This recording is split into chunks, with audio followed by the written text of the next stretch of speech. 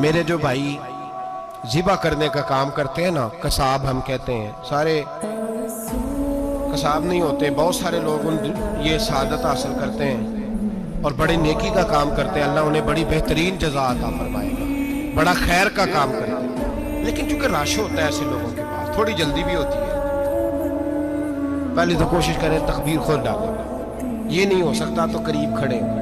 ہمارے ہاں ایک رواج یہ بھی ہے کہ 2 بندے ہاتھ رکھتے ہیں، ذبح وہ کر رہا ہوتا ہے تو جس کی قربانی ہوتی ہے اس کو کہتے ہیں تو بھی ساتھ ہاتھ رکھ، ہوتا ہے نا جی بہت ساری لوگوں کو۔ اب حکم یہ ہے شریعت اسلامیہ کا کہ جب جانور ذبح کریں گے تو پڑھیں گے بسم اللہ اللہ، بسم اللہ اللہ۔ ہاں نبی پاک صلی اللہ علیہ وسلم نے لمبی دعا پڑھی، صحابہ بھی لمبی دعا، انی وجہت وجہی للذی فطر السماوات والارض حنیفا وما انا من المشرکین، یہ بھی پڑھا۔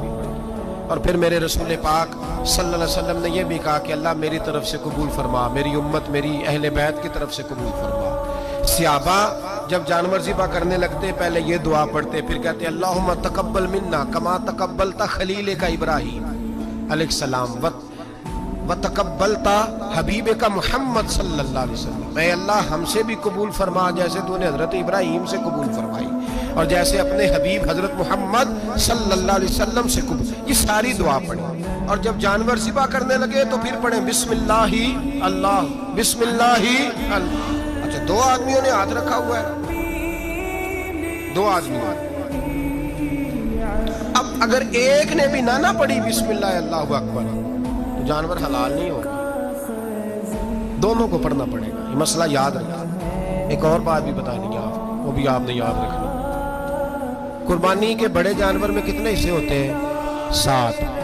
اب 7 حصوں میں 7 کی نیت قربانی کی ہونی چاہیے، 7 کی۔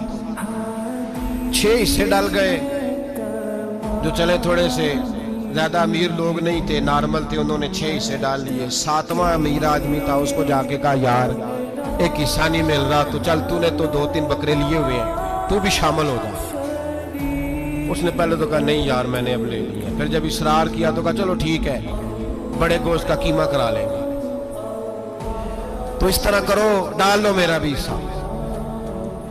اب 6 کی نیت قربانی کی، 7ویں کی گوشت کی، کسی کی بھی قربانی نہیں ہوگی، گئے سارے۔ اب اس کے لیے شرط کیا ہے کہ اس کو بھی آپ، اصل میں ہمیں مسائل نہیں آتے، نہ ہم سیکھتے ہیں نہ پتہ کرتے ہیں، پھر خرابی ہوتی ہے۔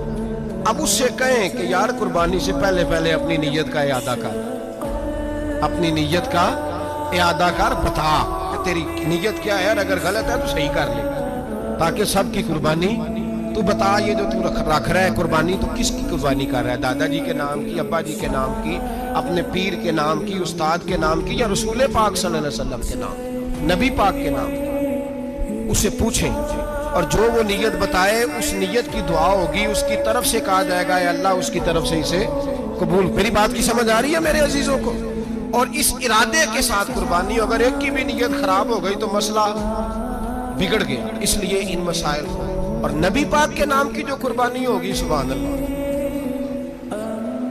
میں کرامات کا زیادہ قائل نہیں، ہم کرامات کے نہیں کیفیات کے قائل ہیں، کیفیات کی، اور دین ویسے بھی لفظوں کا نام نہیں کیفیت کا نام ہے۔ میرے حصہ فرمایا کرتے تھے ہم کرامت سے زیادہ کیفیت کے قائل ہیں۔ اگر مرید ساری زندگی کرامتیں سناتا رہے اور کبھی اسے مدینے جانے کا شوق ہی پیدا نہ ہو، کبھی نبی پاک کے نام پہ آنسو نہ آئے تو پھر کرامت کا فائدہ نہیں، کیفیت تو ملی نہیں اسے، ہم کیفیت۔ اسی طرح ہم نظرانے کے نہیں نظر آنے کے قائل ہیں۔ تو بھائی یہ یاد رکھ لیں، کیفیت کا نام دین ہے، نبی پاک کے نام کی قربانی۔ میں قائل تو نہیں کرامت کا، لیکن ایک بات میں نے اپنے ایک استادوں سے، ایک بزرگوں سے سنی ہے، میرا دل کرتا ہے وہ سنا دوں۔ اور بزرگوں کا قول ہے اصل رنگ جو میں عرض کر رہا ہوں اسی رنگ میں اس کو رکھیے گا، اور جس حد تک میں بات کر رہا ہوں اسی حد تک رکھیے گا۔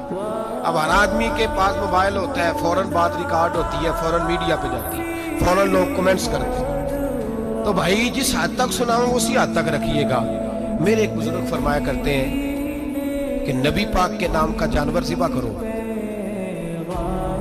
اور وہ گوشت اس آدمی کو کھلاؤ جس کا حافظہ کمزور ہے، اللہ اسے وسیع حافظہ عطا فرمائے گا۔ اور فرمایا کرتے کہ میرا تجربہ ہے، نبی پاک کے نام کا جانور ذبح کرو، اور جس آدمی سے کوئی گناہ نہیں نہ چھوٹتا، کسی گناہوں میں الجھ گیا ہے، اسے وہ والا گوشت کھلاؤ، اللہ اس کے دل میں نور پیدا فرمائے گا اور گناہ سے نفرت ہو جائے گی اسے، جو نبی پاک کے نام کا جانور ہو۔